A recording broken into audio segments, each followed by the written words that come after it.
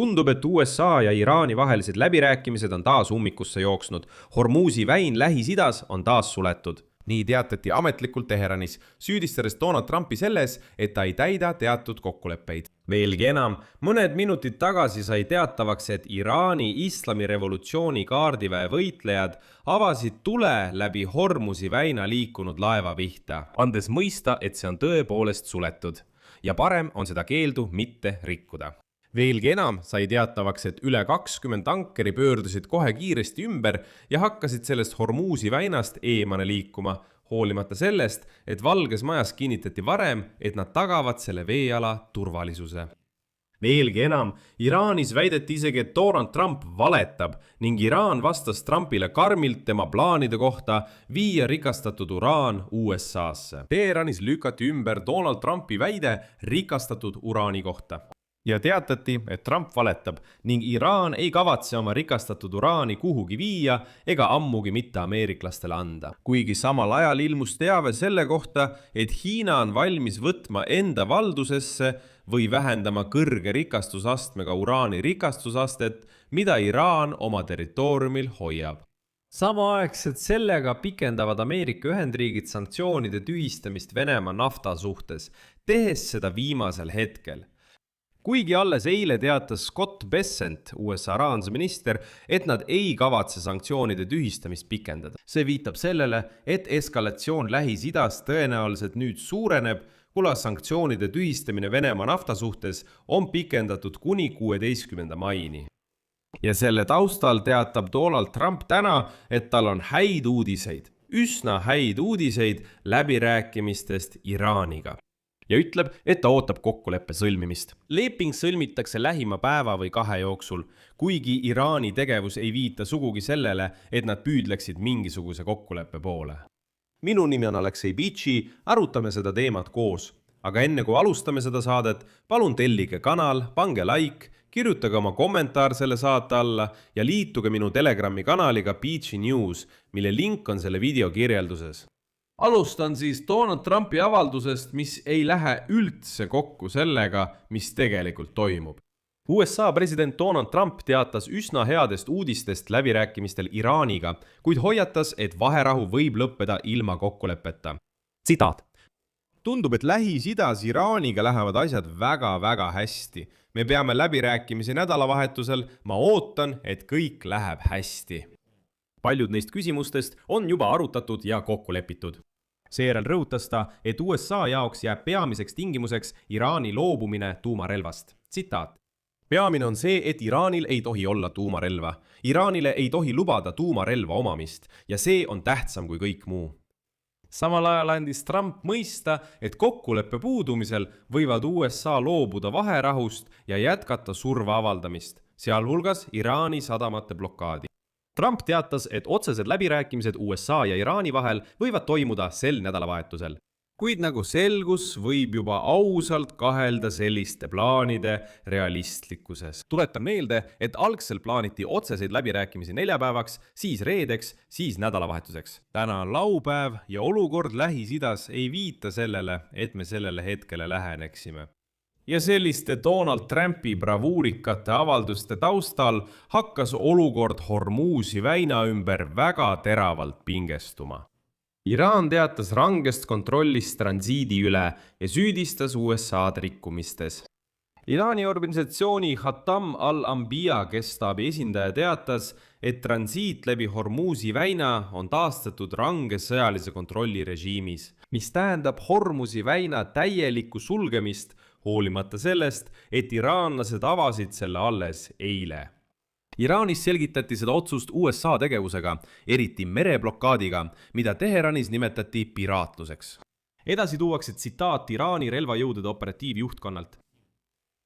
Sel põhjusel on kontroll Hormuzi väina üle taastatud varasemale tasemele ning see strateegiline veetee on relvajõudude range juhtimise ja kontrolli all.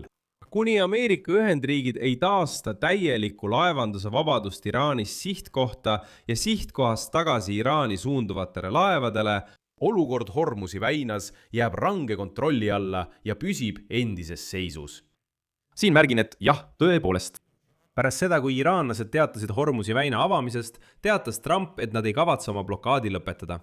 Tuletan meelde, et nad blokeerivad Iraani sadamaid ja kogu rannikut.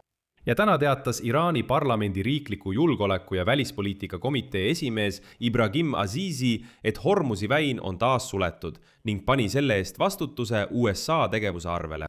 Tsitaat. Me hoiatasime, aga ta ei pööranud sellele tähelepanu. Nüüd nautige Hormuzi väina tagasipöördumist endisesse olukorda. Ja kohe pärast seda sai teatavaks, et iraanlased mitte ainult ei teatanud, vaid juba tegudes näitavad, et nad tõepoolest blokeerivad taas Hormuzi väina. Eelkõige teatab Reuters, et Islami revolutsiooni kaardiväe korpus avas Hormuzi väina piirkonnas tuletankerile.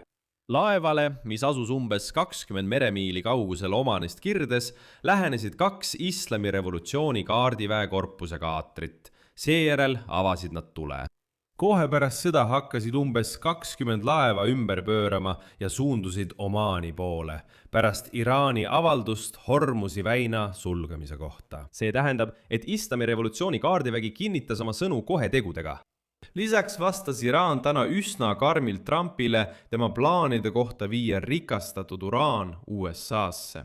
Tuletan meelde, et eile teatas ta valjuhäälselt, et iraanlased nõustusid sellega, et kogu rikastatud uraani võtavad endale ameeriklased. Ta rääkis seal jälle natuke teatraalselt sellest, et on vaja suuri ekskavaatoreid, mis hakkavad neid hoidlaid lahti kaevama, sealt rikastatud uraani välja võtma ja seda Ameerikasse viima. Nii, ja täna lükkas Iraan ametlikult ümber Donald Trumpi väite valmisolekust anda tuumamaterjalid üle Ameerika Ühendriikidele. Eelkõige Iraani diplomaatia juht. Esmail Bagai teatas, et uraani üleandmine ei ole isegi arutlusel. Ja ametnik nimetas Trumpi sõnu katseks soovmõtlemist tegelikkusena esitleda. Tsitaat. Iraani poolt rikastatud uraani ei anta kuhugi üle. Uraani üleandmine Ameerika Ühendriikidele ei olnud meie jaoks üldse variant. Trump ise ütles oma esinemisel Arizonas, et kavatseb Iraani rikastatud uraani välja viia ekskavaatorite abil. Ameerika president nimetab seda uraani pidevalt tuumapaneeliks. Pärast Washingtoni rünnakuid objektidele Isfahanis, Natanzis ja Fordos 2025. aasta juunis. Nii, ja Trump teatas eile miitingul järgmist. Kuidas me saame kätte tuumatolmu? Me saame selle kätte koos Iraaniga, kasutades palju ekskavaatoreid. Ja me viime tuumamaterjalid Ameerika Ühendriikidesse. Teheran ei saa selle eest mingit raha. Samuti ei välistanud ta sõja jätkumise võimalust, kui leping Iraaniga peaks nurjuma. Seoses tuumarelvade ja rikastatud uraaniga on veel üks uudis. Nimelt teatab Associated Press, et Hiina on valmis selle enda valdusse võtma. Või vähendada kõrgelt rikastatud uraani rikastusastet, mida Iraan oma territooriumil hoiab. Allika andmetel on jutt umbes 450 kilogrammist kõrgelt rikastatud uraanist. Just see materjal Trumpi sõnul tuleks Iraanist välja viia mis tahes sõja lõpetamise kokkuleppe raames. Praegu arvatakse, et uraani hoitakse. Seda hoitakse kahjustatud tuumarajatiste all. Alguses tahtis Trump, et USA võtaks selle materjali ise ära. Siiski annab Peking märku, et on valmis liituma ja selle materjali endale võtma, kui Teheran ja Washington sellise palvega tema poole pöörduvad. Ning nüüd pakub Hiina ise välja 2 varianti. Viia kõrgelt rikastatud uraan oma territooriumile või lahjendada see koha pealt tsiviilkasutuseks sobivale tasemele. See võib olla kompromiss. See avab taas läbirääkimised USA ja Iraani vahel. Tuletaga meelde, et 2015 aastal ühise kõikehõlmava tegevuskava raames, mille sõlmis Obama, viis Iraan juba oma madala rikastusastmega uraani riigist välja. Siis saadeti umbes 11 000 kilogrammi Venemaale, et täita tuumaleppe tingimusi. Nii see oli. Nüüd võib sarnase rolli enda peale võtta Hiina. Ja selle taustal on kõik märgid olemas, et kahjuks ei õnnestu lähiajal tõenäoliselt Iraani ja USA vahel rahulepet sõlmida. Ja sellest annavad märku ka ameeriklased ise. Asi on selles, et täna andis USA rahandusministeeriumi välismaiste varade kontrolliamet välja üldise litsentsi, mis lubab teostada tehinguid, mis on seotud Venemaa nafta ja naftatoodete müügi, tarnimise ja mahalaadimisega. laadimine. laaditud laevadele seisuga 17. aprill 2026. litsents kehtib kuni 16. mai 2026 kell 12.00 idaaja järgi. see asendab eelmist litsentsi, mis kehtis 19. märtsist kuni 11. aprillini. luba kehtib tehingutele, mis on tavaliselt vajalikud Venemaa nafta ja naftatoodete müügiks, tarnimiseks või mahalaadimiseks. see hõlmab endas laevade ohutut kai äärde kinnitamist ja ankrus seismist. meeskonna tervise ja ohutuse tagamine, hädaremont ja keskkonnakaitsemeetmed, laevade haldamise teenused, meeskonna komplekteerimine, punkerdamine, lootsiteenused, registreerimine, kindlustus, klassifitseerimine ja päästetööd. Üldiselt lühidalt öeldes taastati täielikult sanktsioonide tühistamine Vene nafta suhtes. Putini esindaja Kirill Dmitrijev kiitles täna, et jutt käib umbes 100 miljonist barrelist Vene naftast, mida nad hakkavad jälle müüma ulmeliste hindadega. Ma lihtsalt tuletan meelde, et just eile, USA rahandusminister Scott Bessent teatas avalikult, et pole mingit vajadust taastada sanktsioonide tühistamist Vene nafta suhtes. Sest nad on juba jõudmas rahuleppeni Iraaniga. Ja kui nad täna kiiresti väljastavad uue litsentsi, siis see tähendab, et tõenäoliselt on läbirääkimised ebaõnnestunud ja vähemalt võivad ummikusse sattuda. Seetõttu annavad ameeriklased endale kuni 16. maini veel ühe võimaluste akna, mõistes, et tõenäoliselt suletakse Hormuzi väin ja sealt nafta enam välja ei tule, mistõttu tuleb turule tuua mingit muud naftat. Siia panen 3 punkti, teie arvamus ja järeldused kirjutage selle saate kommentaaridesse, tellige kanal, vajutage kellukesele ja ärge unustage panna laiki. Kui peate minu tööd oluliseks ja vajalikuks ning soovite toetada selle YouTube'i kanali tööd, saate seda teha rahaliselt, tehes annetuse või makse. Tasulised toetajatellimused on saadaval linkide ja rekvisiitide kaudu selle video kirjelduses või teie ekraanil oleva QR-koodi abil. Sellega on kõik, hoidke end ja kõike head!